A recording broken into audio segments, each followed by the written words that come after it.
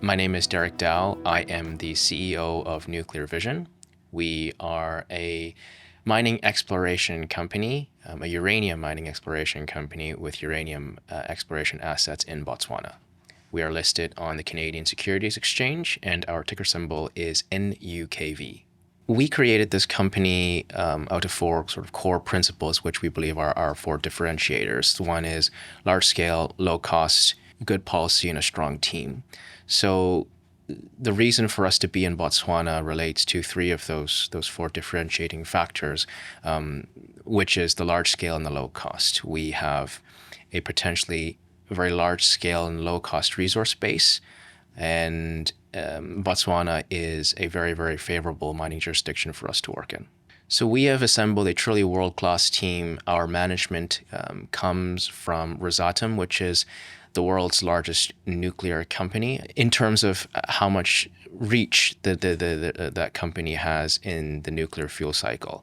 So obviously Rosatom controls 40% of the world's nuclear fuels processing supply chain, and our management team comes from actually senior management at Rosatom's uranium mining division.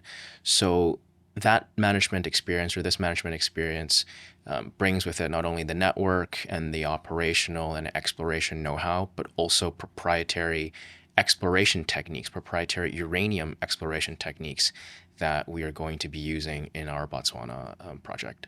So we will be beginning our work program very shortly.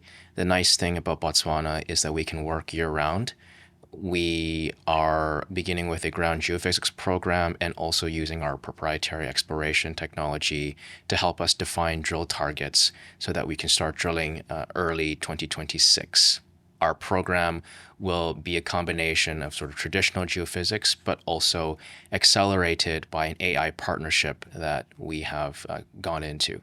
Botswana is Africa's best place for mining. It's for mining investment attractiveness. It's ranked #1 by the Fraser Mining Institute, but you don't really have to believe the Fraser Mining Institute. You can quantify that by simply looking at how quickly it takes a mine to go from discovery, or a discovery to go from discovery into production. And Botswana is less than half the amount of time. It takes you less than half the amount of time in Botswana to move a discovery into production than the global average.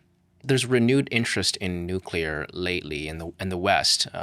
Obviously, China, for example, has been building out nuclear at record scale and is expected to surpass the US capacity by 2030. But in the West, there's been renewed interest in nuclear, primarily driven by three things. The first is, and this applies especially to the United States, is the reshoring of critical manufacturing. And that's why we're seeing a lot of, quote unquote, Trump deals, but the US administration buying into critical mineral projects.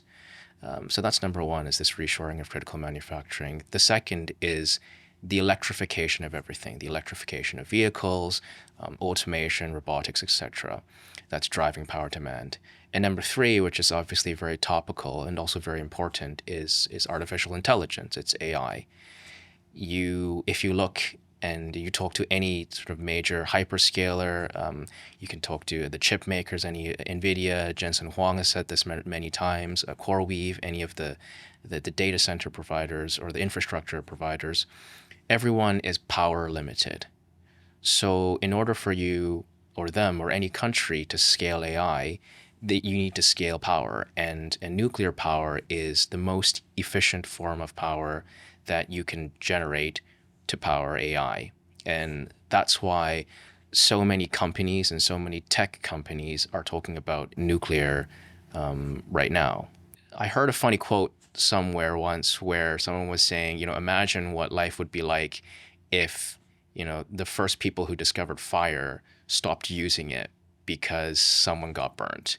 And that's essentially what has happened to the nuclear industry for the last 20, 30 years. We've had some accidents in the past, Fukushima being a large event. And because of that, the development of nuclear, at least in Western countries, has largely stagnated.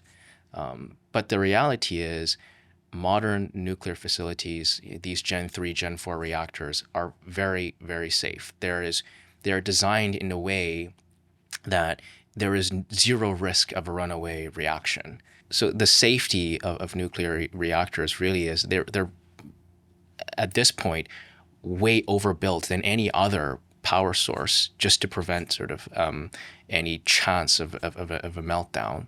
So one actually quite funny or interesting statistic is that you actually have more radiation coming from a coal plant than you do from a nuclear plant these days. So it is very safe. It is the most energy efficient source of power that we have, just simply by way of energy density and physics, really. So on the point, or on the topic of AI and power demand, if you look at the amount of capital that has been spent already thus far into AI, it is trillions of dollars. Just 2025 alone, we've spent over $200 billion on AI, from chips to algorithms, etc.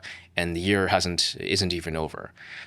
But when you compare that to the amount of spending in the uranium markets, the entire global annual uranium market is just around or less than $10 billion.